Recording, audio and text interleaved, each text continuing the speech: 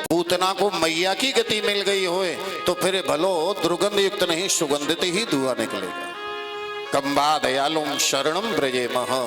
तो इतने दयालु हैं भगवान श्री कृष्ण, जिनकी शरण में हम आप सभी। बोले बाल कृष्ण भगवान की। ये पूतना पूर्व जन्म की राजा बलि की कन्या रत्नावली थी। पूर्व जन्म की बलि की कन्या रत्नावली थी। वामन भगवान जब बलि की यज्ञशाला में गए ना, और रत्नावली ने जब ठाकुर जी की रूप माधुरी को पान किया देखा तो भाव जागृत हुआ कि लाला कितना सुंदर है, ये तो गोदी में बिठा करके स्तन पान कराने योग्य है। अब भगवान को एक नाम है अंतर्यामी, कल भी हमने बताया। अच्छा, अंतर्यामी कौन कौन माने भगवान है? प्रेम से बोलो जय श्री राधे। अंतर्यामी कौन कौन मानते हो? उठाओ, सब मानते हो? बहुत अच्छी बात है। यदि आप ठाकुर जी को अंतर्यामी मानो हो तो फिर तो ठाकुर जी से कबू कुछ मांगो ना आए हो हैं?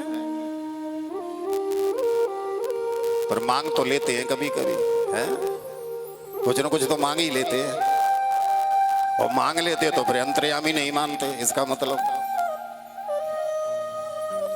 वो अंतर्यामी मानेंगे हम तो फिर मांगने की आवश्यकता है ही नहीं।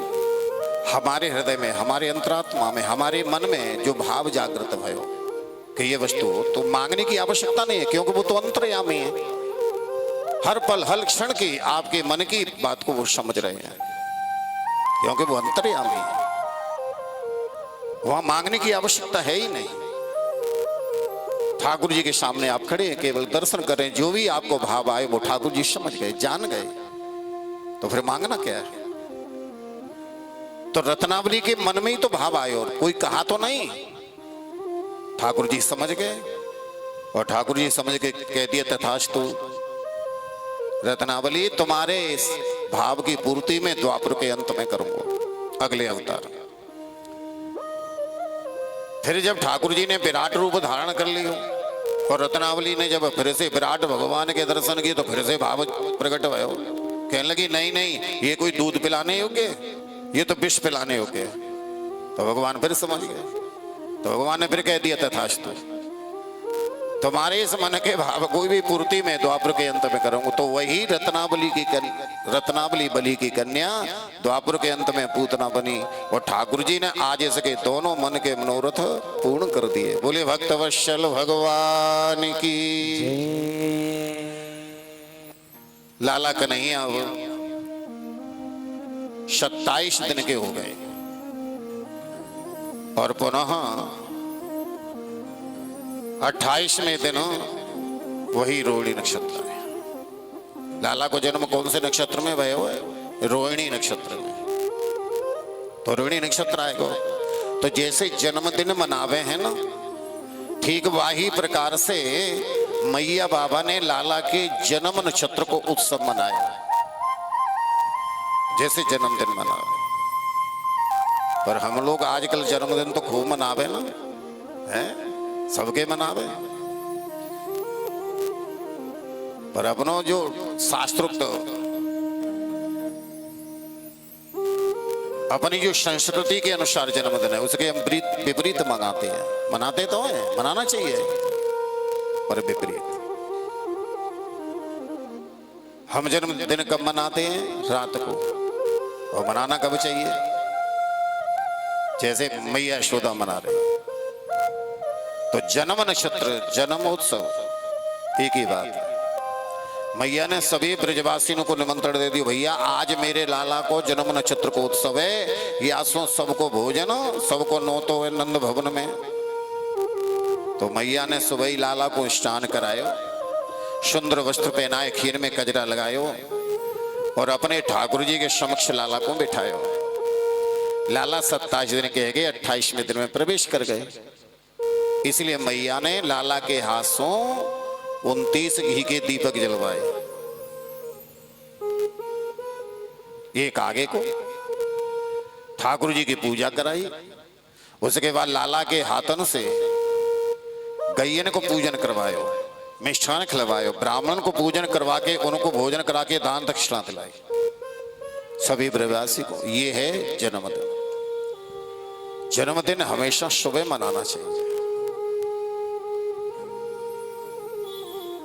जन्मदिन किसी का भी मनाए, हवन कराओ, सत्यनारायण की कथा कराओ, कीर्तन कराओ, मंदिर में जाके ठाकुर जी के दर्शन करवाओ, घी के दीपक जलवाओ, भोग लगवाओ। देख सामर्थ्यता है तो सभी संत ब्राह्मण आदि सगे संबंधियों को खूब भोजन कराओ। सुबह का अर्थ होता है जैसे सुबह सूर्य नारायण भगवान, ध्यान देना, जब उदय तो हो जाते हैं तो सारे संसार में प्रकाश ही प्रकाश हो जाता है। और सायंकालीन वेला में जब सूर्य मंदराचल की ओर चले जाते हैं तो अंधकार हो जाता है। हम जिसका भी जन्मदिन मनाने का अर्थ है, हम जिसका जन्मदिन मना रहे हैं उसके भविष्य की उज्जवल कामना कर रहे हैं। इसका भविष्य उज्जवल हो, प्रकाश में हो, इसकी बुद्धि तेजस्वी हो, प्रकाश में हो, निरोगी हो। अब रात में मनाएंगे तो इसका मतलब है कि अंधकार हो।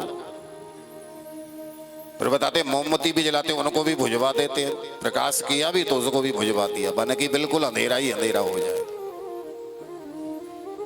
जन्मदिन सुबह मनाओ, ठीक है, रात को अन्य ने आयोजन कर रहे हैं तो पर सुबह ठाकुर जी की पूजा कराओ, घी का दीपक जलवाओ, दान करवाओ, ठाकुर जी का भोग लगवाओ। सुबह ही ये कृत्य कर लेना चाहिए। समयानुसार सांसारिक जीवों का ये है तो उसमें शाम को करना, केक काटना, मोमबत्ती जला करके बुझाना, ये निषेध। तो मैया ने इस प्रकार से पूजा करा करके लाला को दूध पिलायो। और मैया ने सोची नंद भवन में तो हल्ला गुल्ला ज्यादा है रहे हो, तो लाला को एकांत में सुलाऊं। तो नंद भवन से बाहर बैलगाड़ी छकड़े खड़े हुए, मैया ने उनके नीचे पलना डालो और लाला को वहां में सुलाई दिए। छोटे छोटे जो ग्वाल बाल वो खेलवे के ताई कर दिए कि लाला को देखते रही हूं। वो मैया नंद भवन में जाके ब्रजवासिनी के आते सत्कार में लग गई।